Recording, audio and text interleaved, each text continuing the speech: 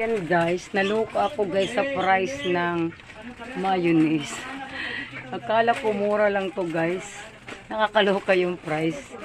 Yung Wonder Mayo na mayonnaise, ang price niya guys is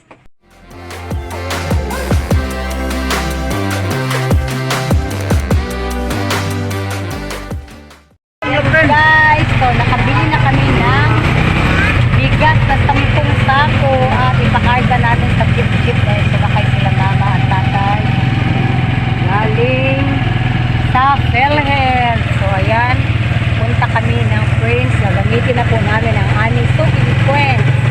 Bibili namin ang electric fan kung mayroon doon guys. So see you later, Leah. Nagkaroon na mag-lipchon. Ayan guys, magwapa na itong continuation natin guys sa ating vlog ng out and pricing natin. Efficienting solusyon para sa mga halaman at gulay na apektado ng mga peste, ulisa, at sakit sa dalaman ng pagkakalaman. Ayan guys, naipasa na po natin ang ating apple. Dito na po tayo sa place. Ayan, ito po yung aming pinamili. Lapit stock po natin ay ating po binili guys. Dito na po tayo kasi birthday bukas ng aking anak. So, bili na lang po tayo ng kunting paninda. So, Friends, maraming tao. Busy. So, gamitin natin ang ating suki Friends ngayon guys. So, we will see kung magkano po ang ating babayaran na yun. Ayan guys, i-redeem na po natin ang ating points. Ayan sila, pa-share natin. So, ang ating bill ay 13,024. So, ang aking i-redeem guys ay 3,119. So, diba? Malaki-laki po ang ating mariredeem ngayon guys para next year, panibago na naman ang ating points. So, so, dito lang yan guys sa ating soaking supermarket sa Friends. Thank you ma'am. Dito lang po yan. See you later. Don't forget to like and subscribe my channel. It's Pinay Life in the Philippines. Have a good day. Happy sailing everyone. Guys, nakalabas na kami guys ng Friends. Ayan guys, dito guys sa Friends Hypermarket guys. So, uwi na kami guys. So, punta muna pala kami ng Horizon.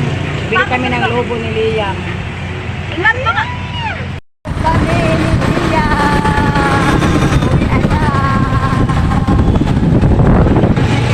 Guys, nakarating na po tayo ng bahay from Naval at yan i-Holland pricing na naman natin ang ating mga paninda. Ayan guys, so meron po akong bagong guys, meron po akong bagong binili na alak para sa December guys. So na nakakaloka ang price dahil akala ko, hindi ko kasi alam to guys, yung alak na to kasi may marami pong nagtatanong pero hindi pa po ako bumili nito ever since. So, ngayon bumili po ako ng Alfonso. Ayan guys, nakakawindang ang price. Ayan, kumuha po ako ng isang box. Ayan, ng Alfonso. Mahigit 3,000 po guys ang puhunan. 12 bottles lang. So, pumapatak na po ng ang puhunan ng mga 300, mga 70 something ganyan po guys. So, hindi ko alam kung magkano ang itutubo ko nito pero siguro mapa-plus 10% lang po ako sa aking sa aking ipipresyo sa bawat bottles or pa-plus 10% po ang isang box. So kasi i-divide ko po siya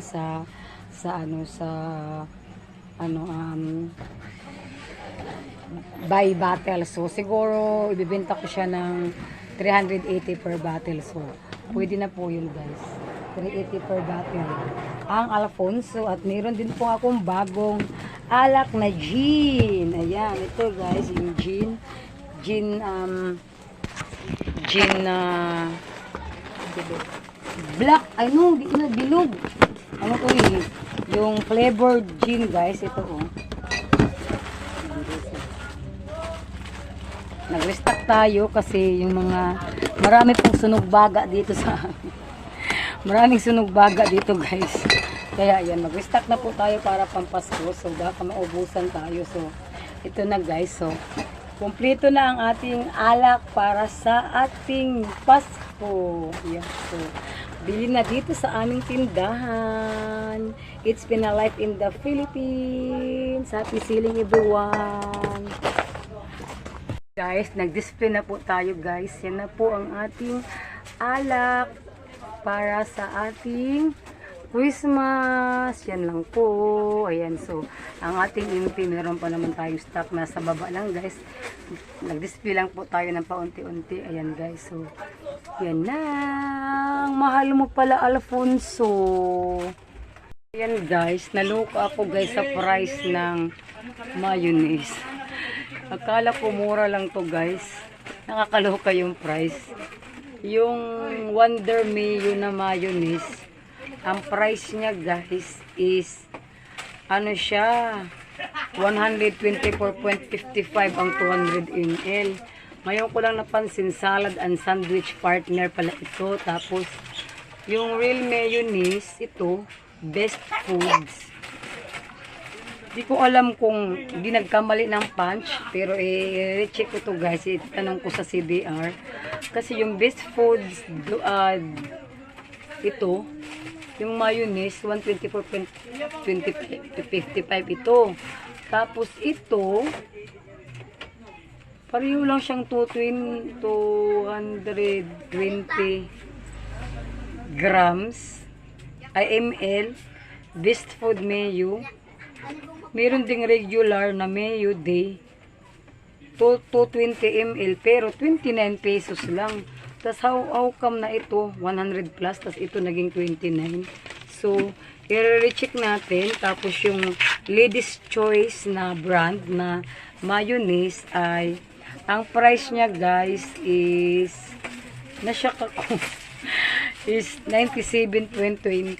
Sabi ko, hala, Diyos ko, hindi pala ako tumingin sa price. Kuha lang ako ng kuha. Tapos yun pala, nashock ako sa price kasi may git 100 na. Kaya ibibenta ko na lang siya ng 105. At least meron po akong 5 pesos o 7 pesos. Kasi nagbayad pa ako ng driver. So ayan guys, yan lang po ang nakakalukang presyo na hindi ko po na-check kanina. Pero i-check ko pa rin to. Yun guys, sige.